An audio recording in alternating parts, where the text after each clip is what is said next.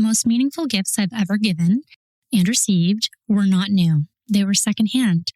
And yet, so many of us still feel weird about it, even though, honestly, it's the most eco-friendly gift you can give, and nobody needs to know but you, unless you want them to.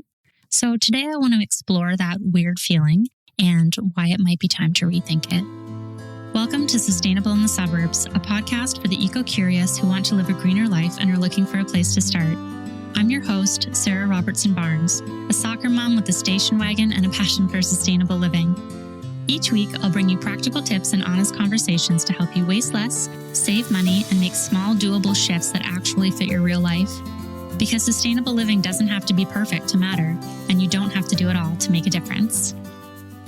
Hello, and welcome back to Sustainable in the Suburbs, the podcast where we start where we are, use what we have, and live a little greener, one small shift at a time. My name is Sarah Robertson-Barnes, and I'm glad to be spending time with you today. Before we dive in, a quick little note. If this podcast has become part of your week, that's awesome. Thank you. And I'd be so grateful if you followed Sustainable in the Suburbs wherever you listen and left a rating or a review. It does make a big difference in helping new listeners find the show. And if we're not already connected on Instagram, you can find me at Sarah Robertson-Barnes. I also send a weekly newsletter through my website, which is going to be really helpful as we head into the holidays with ideas to help you save money, cut down on waste, and make things feel just a little greener. And the link to do all of that is in the show notes. And truly, if something in today's episode resonates for you, get in touch. I'd love hearing your stories. All right, so here's what I've been thinking about this week as we head into Black Friday, which has gone from a day to a week to somehow a month, even here in Canada. Is it okay to give secondhand gifts? And the answer is yes. Okay, so thanks for tuning in. We'll just roll the outro music. I'm kidding. Honestly, the answer really is yes. Secondhand gifts are absolutely okay, and in many cases, they're even better. They are thoughtful, they're creative, and they're one of the simplest ways to give a gift that's actually eco-friendly, and in this economy, they are easier on the budget. But of course, it's never quite that easy in practice. There's also a huge cultural layer to it. A lot of us grew up with the idea that a real gift is something new, something shiny and packaged and straight from a store, and that narrative sticks with us more than we realize. Of course, layered on top of that is the old stigma around secondhand itself, the idea that used automatically means less than. Even when a secondhand gift is usually more thoughtful, better quality, there can still be that quiet pressure to show up with something that looks the part. Those inherited ideas about what makes a gift special don't disappear overnight. Those ideas come from a time when new and special were linked in a very different way, a time when people owned less and replaced less, and things were actually made to last. And then, of course, we've spent decades being trained by marketers and advertisements to believe that new automatically means better. So it's no wonder that it's hard to step outside of that story. But the truth is, those ideas do not reflect the world we live in now. We are not short on things. We are absolutely surrounded by stuff. Everything we could ever need or want already exists out there. It's sitting in our homes, in our communities, in our thrift stores, in buy nothing groups, online, all of it. We do not have a shortage of things. We do have a shortage of intention. And that's where secondhand gifting can feel really different. When you choose something that's pre-loved, you are not adding to all the material and energy it takes to make something new. You are keeping an item in use and out of the landfill.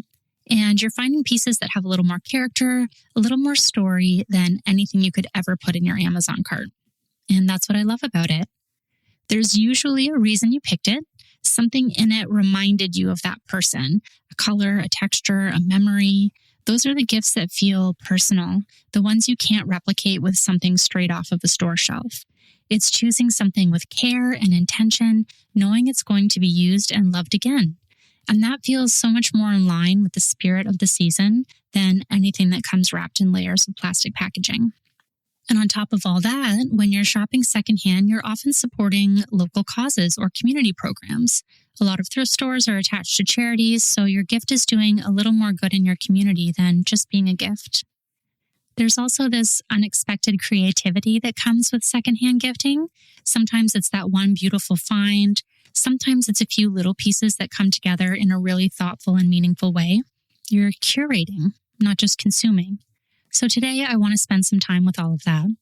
Not just the logistics of what to buy and where to find it, but also the mindset shift behind it. Rethinking how we give and when we give and if we give in a way that feels more intentional and a whole lot less pressured. Gifts that feel meaningful, sustainable, and doable for us and our budgets and for the planet. So as always, let's start with the bigger picture, the part that we don't always take a moment to sit with, which is, why does this matter so much? Why talk about secondhand gifts at all? When we think about holiday gifting, it's really easy to slip into the idea that everything needs to be new. New toys, new clothes, new decor, new everything. And the pressure makes sense when you look at the numbers. In Canada, the full holiday expenditure, so that includes gifts, food, travel, entertainment, is expected to be around $1,800 this year. And in the US, people are expected to spend about $1,000 on gifts alone. That's a huge amount of money funneled toward things we often buy out of expectation and not intention. But here's the part we don't always slow down to think about. Every new thing we buy comes with a cost. Not just to our budgets, which tend to go out the window this time of year, but also to the planet. Every single item has a whole life behind it before we ever bring it home. The materials, the energy, the labor, the transport, the packaging, the waste. And the thing is, we are not lacking for things. We are truly surrounded by them. The reality is that most of our stuff isn't even making it to a second life. In the US, for example, 85% of textiles end up in landfill or incinerated. Only 15%, 15, gets reused or recycled. And that's just one category of stuff. It's that linear take, make, waste cycle. And that's where secondhand gifting becomes really interesting because it lets us step outside of that cycle a little bit. So it's not about perfection or never buying anything new again. It's about noticing that we don't always need to do that there's value and beauty and possibility in what already exists. When we choose something pre-loved instead of new, the impact is real. Buying and wearing secondhand clothing instead of new, for example, can reduce your carbon emissions by about 25%. And in one study from the Carousel Group, people choosing secondhand items, so that's across clothing, furniture, electronics, toys, can save over 116,000 tons of carbon dioxide in a single year. So those are big numbers. And they can feel really abstract, but what they really mean is this. If everything we could ever need or want already exists out there, then gifting differently just makes sense. It's more connected to the reality that the world already has more than enough stuff. And maybe the best gifts we give this year can come from that abundance instead of adding to it. One of the biggest barriers to secondhand gifting isn't the stuff, because again, we are surrounded by abundance. It's the stigma, that little cultural whisper that says that a gift has to be new to be appropriate, or that something secondhand is cheap or gross or somehow less than. And honestly, for a long time, that's how a lot of people felt. Many of us grew up in an era where new was the only acceptable option, even if the new thing is poorly made fast fashion or a rushed last-minute purchase or something that will quietly end up in landfill by January. And then on top of all of that, again, we've spent decades being trained to be good little consumers and believe that new automatically means better. So it's no wonder that there's still hesitation. But something is shifting. Attitudes toward thrifting in general have definitely changed, and I think slowly that is extending to secondhand gifts. It's not a tidal wave, but the conversation does look different than it did a few years ago. When I asked on Threads whether people like giving or receiving secondhand gifts, the responses were really interesting. Some people are all in, and others are hesitant or want to be braver about it, but I think this one said so much. Quote, I love receiving them, but I'm still hesitant on gifting them unless I know the person I'm giving would be into that. And every year, I try to talk myself down from that feeling because I think we'd all benefit from normalizing secondhand gifts, but it remains a bit of a mental hurdle," unquote. And I think that right there is the tension for so many of us. It's not that the secondhand gifts aren't meaningful. They're often more meaningful. It's that we're all trying to gently unlearn decades of messaging about what a proper gift is supposed to look like. And that's where that know your audience piece really matters. Secondhand gifting doesn't mean giving anything secondhand. It means choosing the right secondhand thing from the right place, the thing that feels like the person in front of you, the thing that's thoughtful. And another listener named it in such a clear way, quote, "There's a big difference between pulling something out of your closet you don't want anymore versus finding the perfect thing secondhand. One feels hurtful and one feels incredibly thoughtful," unquote. Yeah, exactly. That distinction came up again and again. When secondhand gifting is done with intention, so when you choose something that fits that person's taste or nostalgia or humor, it lands in such a lovely way. And honestly, it's the same with new gifts, but a random thing doesn't feel any better than a random secondhand thing. The intention is the through line. Some of you also pointed out that sometimes the hesitation isn't about the item at all. It's about the language that we use. So one person said, quote, "Not everyone will be okay with knowing they're receiving a thrifted gift, which is when you stretch the truth and say you got it at a cool vintage shop. Suddenly that makes it okay," unquote. And listen, they're not wrong. Calling it vintage might have cracked the code, to be honest. Used carries a whole different connotation than vintage or curated. And sometimes that's part of shifting the stigma, especially with people who aren't quite there yet. It's simply shifting the language to match the reality. Not to hide anything, but to describe it more accurately. Because secondhand spans such a wide range. It can mean something that's meaningfully passed down. So a family heirloom that you're passing on to a younger generation. My Nana used to call this giving with a warm hand.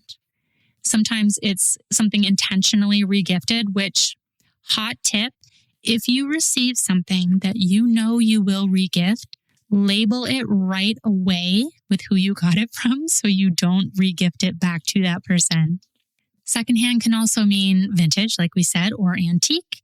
It can be something found locally at the charity shop. It could be something sourced online through a marketplace or eBay or Poshmark. It could be something rare or a collectible that only exists secondhand, or something handmade using thrifting materials. It doesn't mean just one thing. It's a whole spectrum. And your stories really highlighted that range. So one person on Threads shared how she gifted her niece her late grandmother's holiday apron, washed, pressed, wrapped with so much care, and it was adored. And they said this, quote, "One Christmas, I gave my niece my mom's, her deceased grandmother's, favorite holiday apron since she was now hosting big family gatherings. I washed, ironed, and packed it nicely. She loved it," end quote. So this is an example of giving with a warm hand. Gifts like that land because they carry a story and the thought is so clear. And if you want to start shifting things in your own circles, it doesn't have to be a big declaration. You can start small. Gift one secondhand item this year. Ask for something secondhand. This is what we started doing with grandparents, saying, the kids are really into this right now, and here's a marketplace listing for the thing. And that worked. You could set it as a theme for Secret Santa, whether at the office or within your family. You could set the theme as vintage. You can pair a secondhand find with a small handmade or a new item, or even write out a little card with the story behind the gift. My grandmother used to do that with me. She gave me one year a silver serving dish, and inside the dish she had written just on an index card, the family member that she had received it from and the story behind that and why she was passing it on to me this year. And so, of course, I'm still using that serving dish at all of our family gatherings, and it makes me think of her every time. So each little moment like that nudges the needle forward. Culture changes quietly through modeling and through showing that secondhand doesn't mean lesser. It means thoughtful and intentional. These secondhand gifts tell a story, and stories are always better than packaging. So I really do think that what brings this whole conversation to life are the stories. Because once you start paying attention to the secondhand gifts that have actually meant something to people, you see a theme. They aren't lesser. They're the ones people remember the most. And at my own house, this has absolutely been true. We've bought secondhand for our kids for years, everything from Lego to their bikes, sports equipment. It's just normal for us, and the kids get it. They expect it. But one year, a couple of years ago now, I think, we found a PlayStation on Kijiji, which is a secondhand selling app here in Canada. And that was one of those unicorn finds where it's exactly what you're looking for at the right price, nearby, in great condition. And when the kids opened it on Christmas morning, after the initial freak out, my oldest looked at me and said, "You found this on Kijiji?" And I felt like I won Christmas that year. And it reminded me that kids don't care about new. They care about like surprise and delight and being known. And I saw that same energy in so many of the messages that people shared when I asked about secondhand gifts on Threads. And these stories weren't about settling, they were about connection. So let me share a few that really stayed with me. So first there was this one, which I think says so much in the simplest way. Quote, "My niece was really into needle punching, and I was able to put together a thrifted basket with some neutral cotton fabric and an embroidery hoop and some balls of scrap yarn, all thrifted." End quote. So this is exactly what I mean by intention. It's not about the thing. It's about what you put together and the way you put it together. Noticing what someone loves and gathering small pieces from here and there and creating something personal. And using thrifted materials for handmade or creative gifts is such a lovely way to pair sustainability with meaning. And then there was this next one, which is a perfect example of how secondhand can tap into memory in a way that new things just can't. Quote, "2 years ago, I got my aunt a long-lost childhood doll that she talked about for years. I found it on eBay for $14. Best gift I've ever given." End quote. I love this one. $14 for a memory that's been living in someone's heart for decades. There's no new gift that can recreate that kind of feeling. And that reminded me of a moment in our own local Buy Nothing group when we had a lamb chop puppet that we passed along, so the kids weren't playing with it. And the woman who came to pick it up was so emotional because she'd been looking for one forever as a memory that she shared with her daughter. And she brought us handmade, like painted handmade cards as a thank you. And so the gift giving went both ways. And sometimes the most meaningful gifts are ones just like that. And then there were the stories that were less about one particular object and more about the whole family culture. Quote, "Oh, heck yes. Our household welcomes and doles out secondhand anything, especially for the kids. It's a waste of money otherwise, and the kids don't even notice." End quote. I smiled really hard when I read this because it's so true. Kids don't need new. They just need good. They need fun or interesting or meaningful. And when secondhand is simply part of the family culture, there is no stigma. It's just how you get things. So when you look at these stories together, they all point to the same thing. The gifts that stay with us are the ones with meaning, not the ones with the highest price tag or the latest thing or the newest packaging, but the ones chosen with care, the ones that feel like somebody saw you. Secondhand gifts carry story. They carry memory. They carry intention, and that's why they work. One of my favorite things about secondhand gifting is how naturally it opens the door to creativity. So once you step outside the idea that a gift has to come straight from a store, the whole world of options opens up. Handmade, upcycled, curated, found, repurposed, all of it. You don't have to be a master crafter. You just have to be someone who's willing to spend a little time thinking about the person you're giving to. So that punch needle basket we talked about earlier is the perfect example. Thrifted materials, gathered with intention. Nothing expensive or fancy, just personal.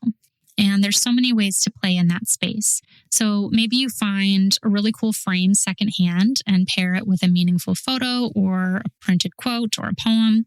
Maybe you thrift a piece of glassware and you turn it into a candle or a little planter. Or you gather bits of fabric or yarn or tools and you create that maker's kit for someone who loves to try new hobbies. Mixing secondhand with handmade is one of the easiest ways to create something that feels really personal without spending a lot or creating a lot of waste. There's also this other side of creativity, the community side. So many people shared ideas that leaned into the let's make this fun approach, because normalizing secondhand often starts with trying it together.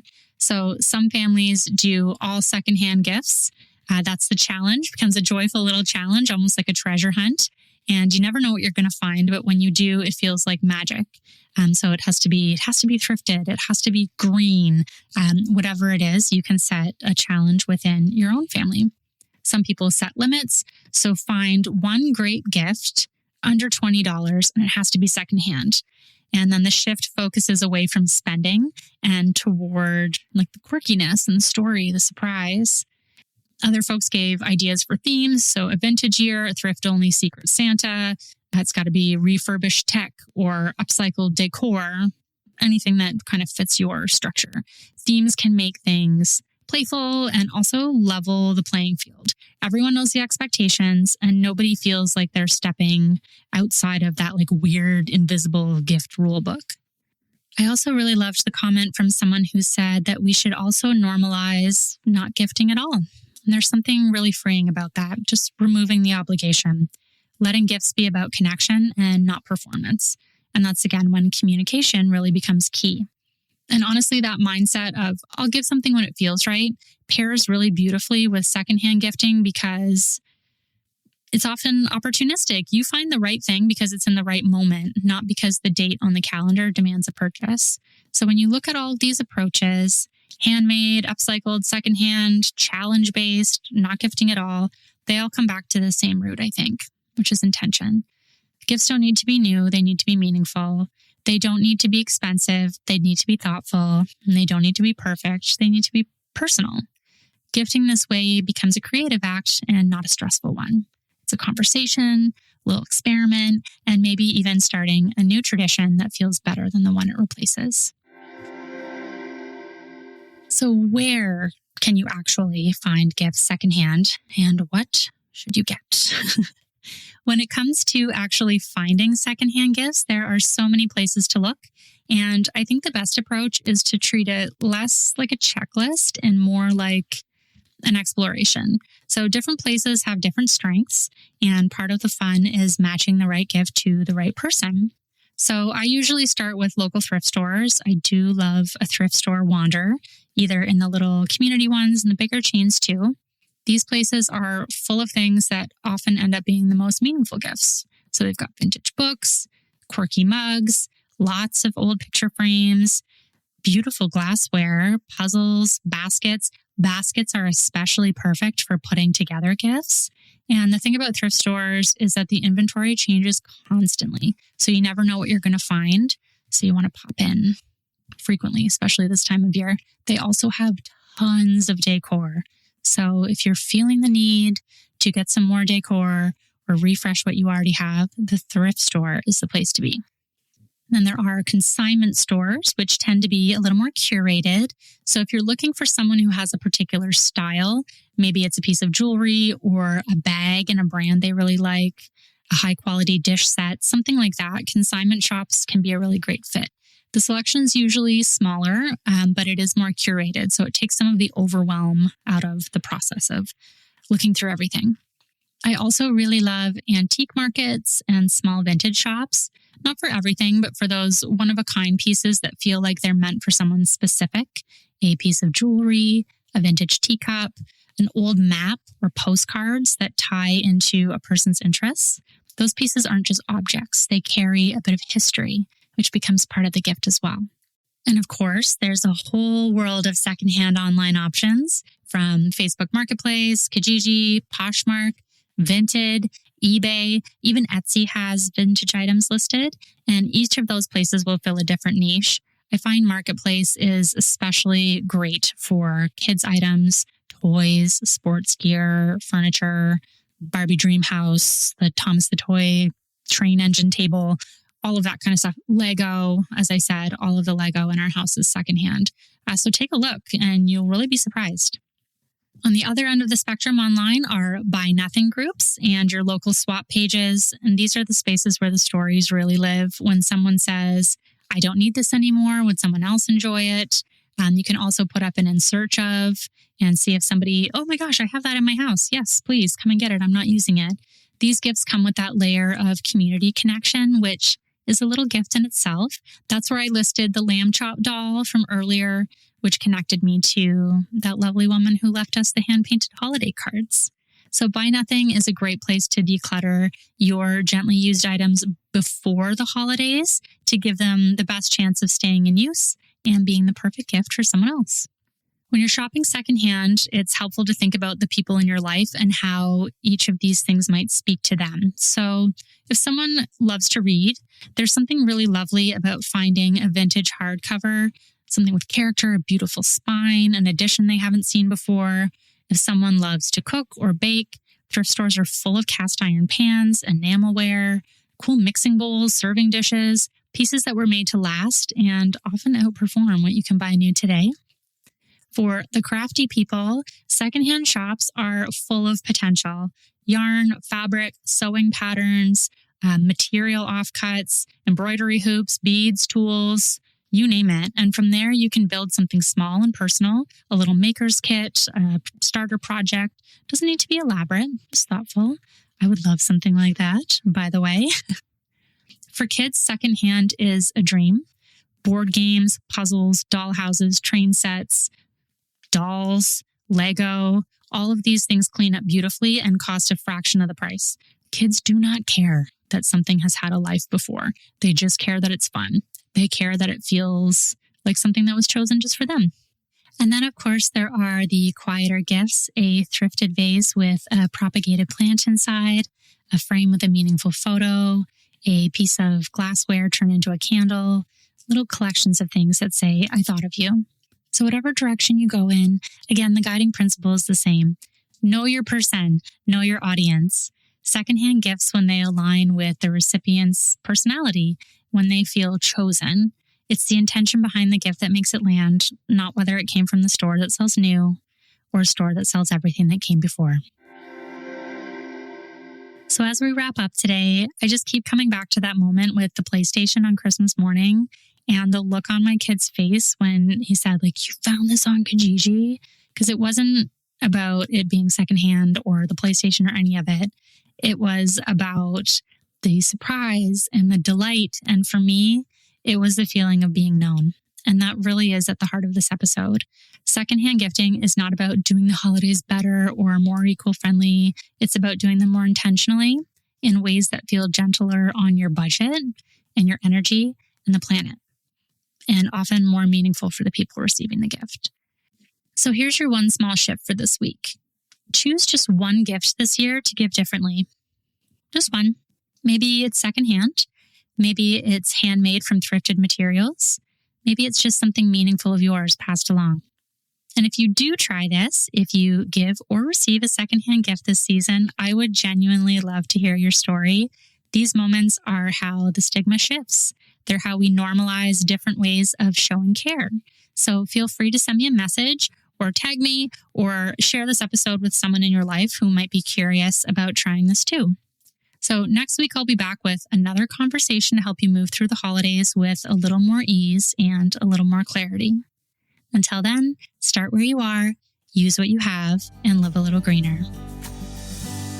Thanks for tuning in to Sustainable in the Suburbs. Every small step adds up, and I'm so glad we're doing this together. If you enjoyed this episode, please make sure to follow the show, share it with a friend, and leave a review wherever you get your podcasts. You can find me at sustainableinthesuburbs.com or at Sarah Robertson-Barnes on all the things. Until next time, start where you are, use what you have, and live a little greener.